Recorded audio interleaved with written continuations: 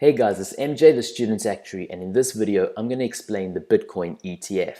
But before we do that, let's quickly look at what is a Bitcoin and what is an ETF. After that, I'm going to give the reasons for combining the two and why the idea got rejected. So when it comes to Bitcoin, it's a bit of a mystery. We know that it's decentralized and it's on some sort of blockchain, but what actually is it? Last year I made a video saying, is Bitcoin a commodity or a currency? Commodity, I'm meaning, should we be comparing Bitcoin to something like gold and silver? Or should we be comparing Bitcoin to US dollars and the sterling pound? Or is Bitcoin something different? Is it some sort of payment mechanism, in which case we should compare it to PayPal and Visa and American Express? Now, the reason why Bitcoin has become so popular is because in the past, well, with other assets, governments can freeze your assets if you do something wrong. But when it comes to Bitcoin, they have no control over it.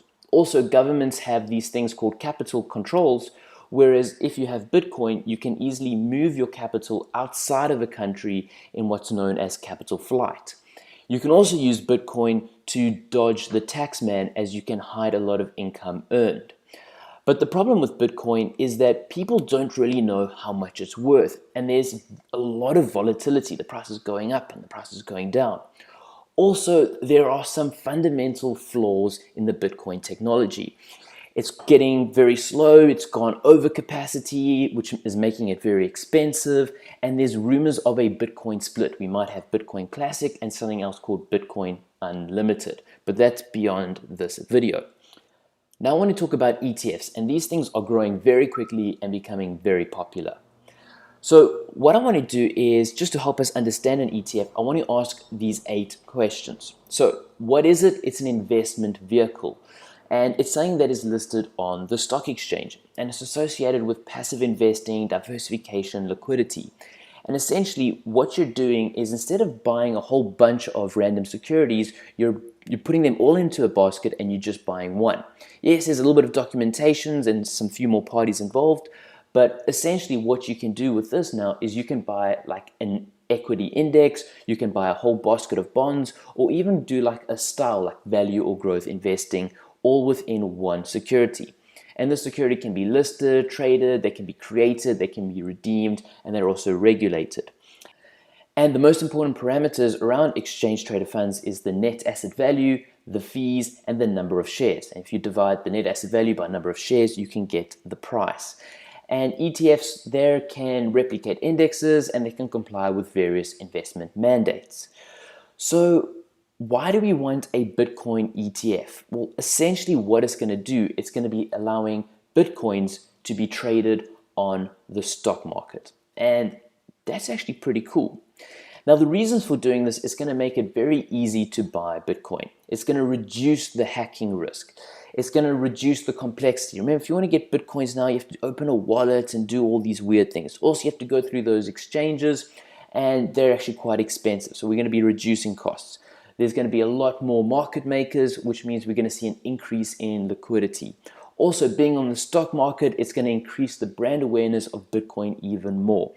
And this is going to increase demand, specifically if institutional investors now get involved with it, which is going to drastically increase the price. It's also going to allow for short selling, some derivatives can be created around it.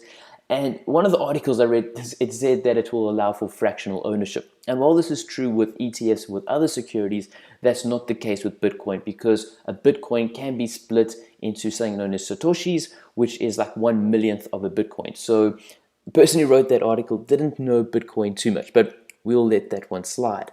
What I want to talk about now is why Bitcoin got rejected by the Securities Exchange Commission. And the main reason was saying that Bitcoin is not diversified. And remember, that's the whole idea of an exchange traded fund, is that instead of buying every single share on the stock exchange, you're buying one security, which is a basket of all of them. And so what they say is that when it comes to an ETF, the maximum you can hold of any one security is 10% of your total portfolio. But with this exchange traded fund, it would be 100% in Bitcoin. Now, the last 3 reasons I thought were quite funny, because they said Bitcoin is unregulated. Well, they're trying to get it regulated now. And you're saying that we can't regulate it because it's unregulated. It's a little bit silly. This one was also quite entertaining. They said surveillance and enforcement is difficult. And that's one of the big drivers, or why people want to use Bitcoin, is because of this very reason. Also, because of the idea that there's no central depository that controls it. Although this does have the disadvantage that if your Bitcoins are stolen, shame, because the trades are irrevocable. Now, another thing why I think that the ETF got rejected is because if you look at who the ETF manager for this one was going to be, it was these guys called the Winklevoss twins. Remember, they're the guys who are like, we created Facebook, and they sued Mark Zuckerberg. Now, if you look at who the ETF sponsor is going to be, again, it's the Winklevoss twins. Who's going to be the provider of the reference price? It's going to be the Winklevoss twins. Who's going to be the custodians and actually hold all these Bitcoins? You guessed it, the Winklevoss twins. Now, the Security Exchange Commission says that there might be a conflict of interest. So I just feel so bad for these guys. Everything they try and do, whether it's social media or ETFs, it just seems to fail for them. Although, in my personal opinion, I do feel as if Bitcoin is in a bit of a bubble and that it's, overpriced. Although I've been saying that when Bitcoin was around $750, I think it's now 1,200, and the price is always changing every minute, so I can't pinpoint it exactly. But look, I mean, I really love cryptocurrencies. I've invested quite a bit in Litecoin, and you'll know from my channel that I like to have a lot of fun with the Dogecoin. And I mean, I've even gone and raised a little bit of funding to create my own coin. Although where all these other coins have got a very much a capitalist mentality, mine's going to have a little bit of a socialist mentality. But if you want to hear more about that, I'll be releasing videos in the future. So please make sure that you do subscribe to my channel and hit that like button if you enjoyed this video. And let me know your thoughts in the comment section below. Do you think Bitcoin's overpriced? Do you think it should be on an exchange traded fund? Let me know and we can chat down there. Thanks, guys.